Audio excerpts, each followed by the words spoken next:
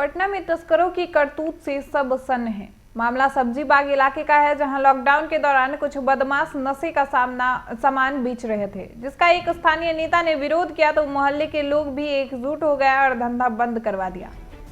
इसके बाद तस्करों का गुस्सा आसमान तक पहुंच गया और वे लोग गली में हथियारों के साथ हंगामा करने लगे। बताया जा रहा है कि इसमें से कुछ लोगों ने फायरिंग भी की। हालांकि फायरिंग को लेकर अभी तक कई तरह की खबरें सामने आ रही हैं। कुछ स्थानीय लोग फायरिंग की बात से इनकार कर रहे हैं, वहीं कुछ लोग मान रहे हैं कि फायरिंग की गई है।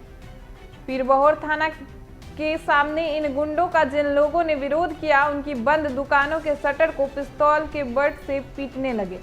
डरे और सहमे लोगों ने थाने को सूचना दी, लेकिन बताया जा रहा है कि पुलिस ने आने में देरी कर दी। बदमाश लोग गली में पिस्तौल लहराते हुए पुलिस को भी गाली दे रहे थे। हम आपको बता दें कि स्थानीय लोगों का आरोप है कि 3 दिन पहले इन लोगों ने 3 राउंड फायरिंग भी की और इसकी सूचना भी थाने को दे दी गई थी।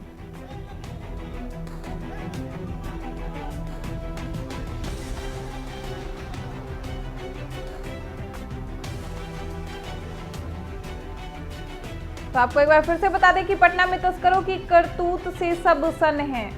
मामला सब्जी बाग इलाके का है, जहां लॉकडाउन के दौरान कुछ बदमाश नशे का सामान बेच रहे थे, जिसका एक स्थानीय नेता ने विरोध किया तो मोहल्ले के लोग भी एकजुट हो गए और धंधा बंद करवा दिया। इसके बाद तस्करों का गुस्सा आसमान पर पहुंच गया और वो लोग गली में हथियार के साथ हंगामा करने लगे। बताया जा रहा है कि इससे कुछ लोग ने फायरिंग भी की। हालांकि फायरिंग को लेकर अभी तक कई तरह की खबरें सामने आ रही हैं। कुछ स्थानीय लोग फायरिंग की बात से इनकार कर रहे हैं, वहीं कुछ लोग मान रहे हैं कि फायरिंग की गई है। पीरबहोर थाना के सामने इन गुंडों का जिन लोगों ने विरोध किया, उनकी बंद दुकानों के शटर को पिस्तौल के बट से पीटने लगे। डरे और सहमे लोगों ने थाने को सूचना दी, लेकिन बताया जा रहा है कि पुलिस ने आने में देरी कर दी। बदमाश लोग गली में पिस्तौल लहराते हुए पुलिस को भी गाली दे रहे थे। हम आपको बता दें कि स्थानीय लोगों का आरोप है कि 3 दिन पहले इन लोगों ने 3 राउंड फायरिंग भी की थी और इसकी सूचना भी थाने में दे दी गई थी।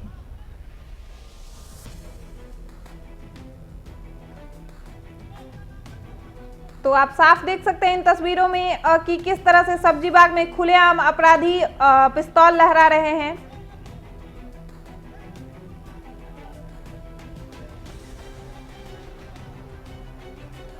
और इस खबर पर अधिक जानकारी के लिए हमारी सहयोगी विनीता जुड़ चुकी हैं। जी विनीता, क्या कुछ है पूरा मामला? जी अलका, आपको बता दें कि ये बहुत बड़ी घटना है, क्योंकि इस समय देश लॉकडाउन है, जगह जगह प्रशासन है। बावजूद इसके जिस तरह पटना के सब्जी बाग के चंबल घाटी गली में जिस तरह से अपराधियों ने इस घटना को अंजाम दिया, जिस तरह से गन लहराते हुए जो बातें सामने आई है, वाकई हैरान करने वाली है। आपको बता दें कि यहाँ पे कुछ नशा का कारोबार कुछ अपराधी कर रहे थे, लेकिन जैसे ही जो वहाँ के स्थानीय लोग हैं उसका विरोध करने लगे तो अपराधी गुस्से में आ गए और इसके बाद अपराधियों ने वहां तांडव मचाया है। आपको बता दें कि सिर्फ अपराधी वहां पे पहुंचे, पिस्तौल के बट से जितने भी दुकान थे उन दुकानों के शटर पर हमला करने लगे। लोग दहशत में थे, लोगों ने पुलिस को इसकी सूचना दी, लेकिन पुलिस वहां नहीं पहुंची।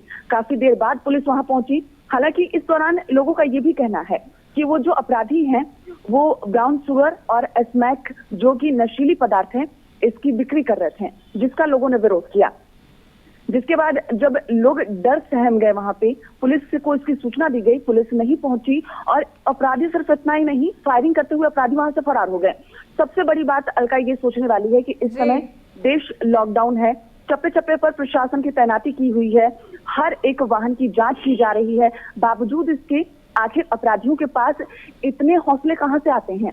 आखिर अपराधियों के पास पुलिस प्रशासन का खौफ क्यों नहीं है? इस तरह सरेआम दिन दहाड़े फायरिंग की घटना को अंजाम दिया जा रहा है। हालांकि ये भी एक कहने वाली बात है कि कुछ लोगों का कहना है कि फायरिंग की गई है, कुछ लोगों का कहना है कि फायरिंग नहीं की गई है। तमाम बिंदुओं पर फिलहाल जांच पड़ताल चल रहा है, लेकिन सबसे बड़ा सवाल यही उठता है कि आखिर अपराधियों का हौसला इतना बुलंद कैसे हो सकता है?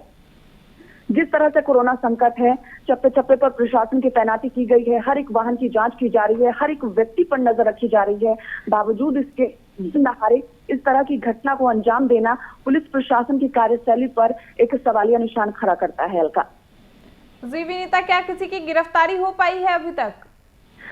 अभी तक इस मामले की अगर बात करें तो अभी तक इस मामले में किसी की गिरफ्तारी नहीं हुई है। जी हाँ, जो प्रशासन है उनका जरूर कहना है कि इस मामले की जांच की जा रही है।